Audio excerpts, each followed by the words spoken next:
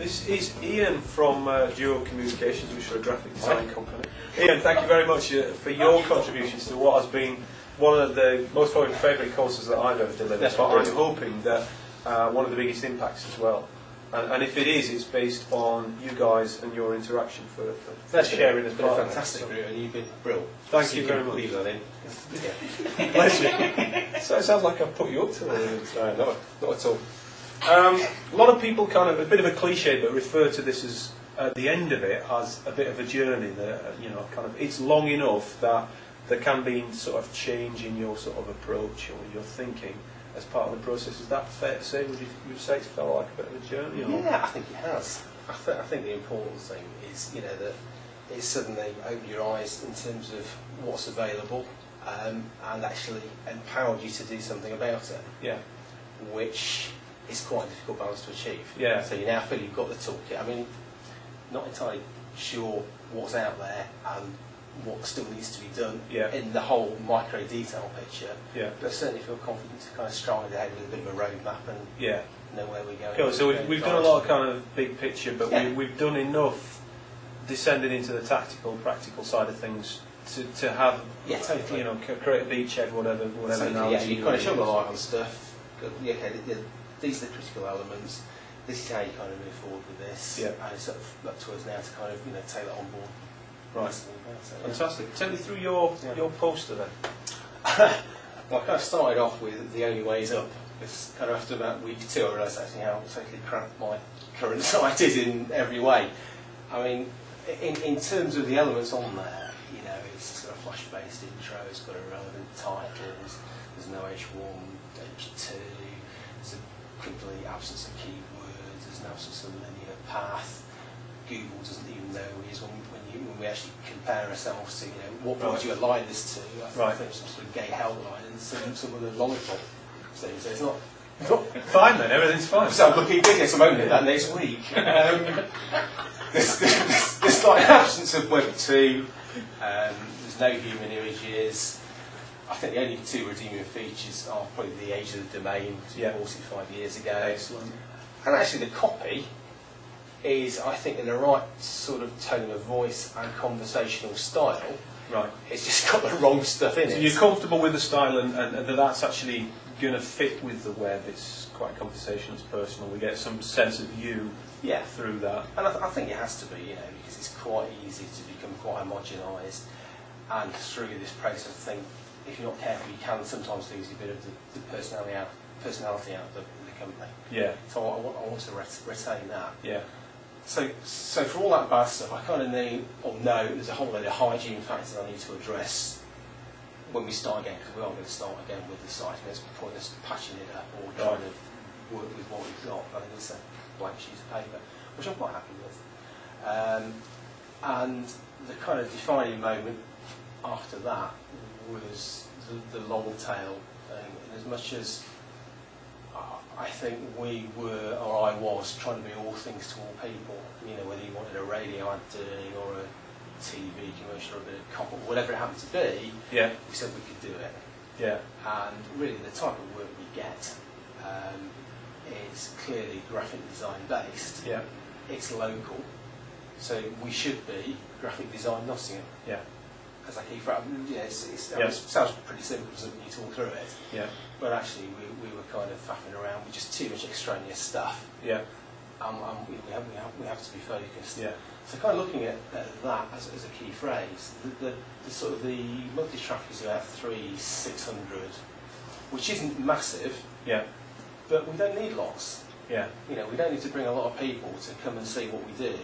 And convert a reasonable percentage of those. And to make it actually work. So whilst people might look at that and go, well, that's actually a small number, for me it's a big enough number to kind of work with.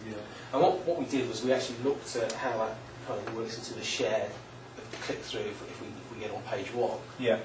And I started looking at average order values and this kind of stuff.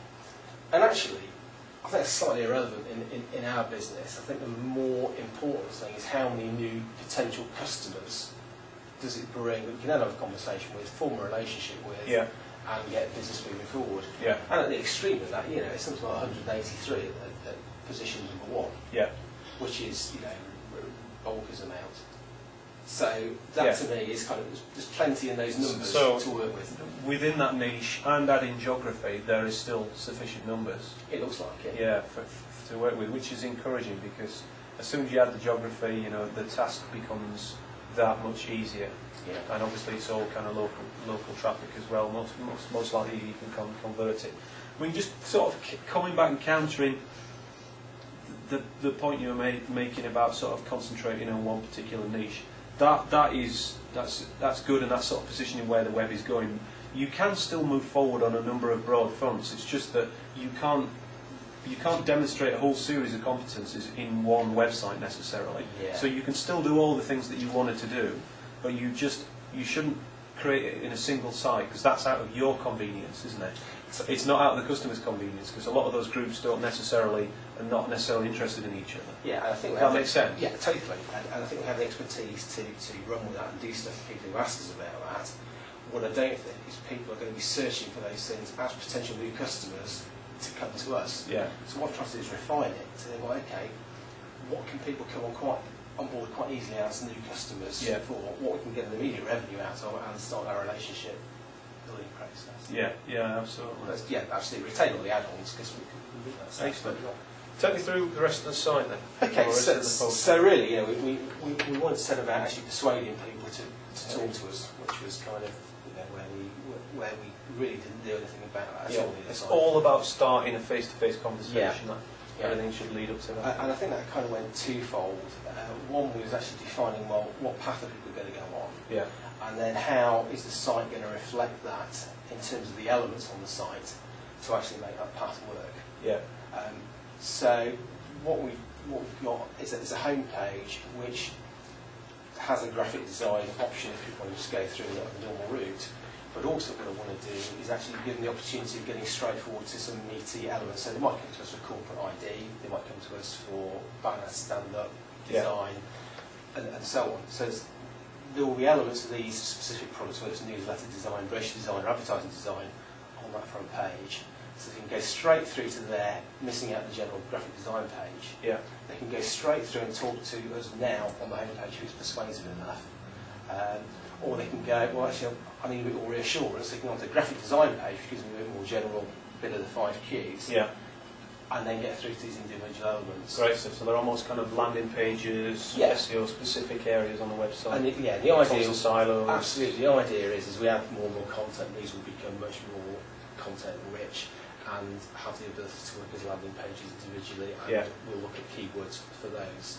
But I can't really, at the moment, we're one step at a time, just get this first stage right. And then it all comes to talk to us, there'll be a contact form and an email opt-in within that form on all these contact areas. So kind of took that path on board, and this isn't a design for the home page, it's just really the elements. Is this you? It is me, yeah. It's Harrison Ford, actually. I was going to say you. But it was the closest I could kind of not get.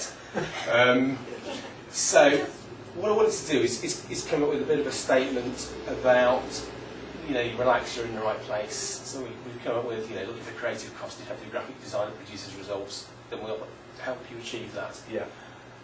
I think... So that's become, you want to sort of position that as the kind of mantra, what you're about. Yeah, I think so. And then you've got the ability here for these blurbs, which will be each product related. Yeah. It starts with 3 linear paths. So. Yeah.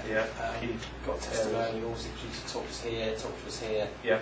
A bit of a cliffhanger for them to get into the next stage. Yeah. Quite simple navigation at the top. So we've got home, graphic design, track record, friends, and let's talk. Yeah. I like you're moving away from some of the most cliched graphic. I mean, you've got a balance, haven't you, in that people expect a convention to a certain extent and are comfortable with that. Yeah. But possibly that convention isn't that productive. Home, about us, product, service. What the hell's a product? What the hell's a service? How do you differentiate between the two? So I'm a big fan of rethinking, the kind of fixed navigation on the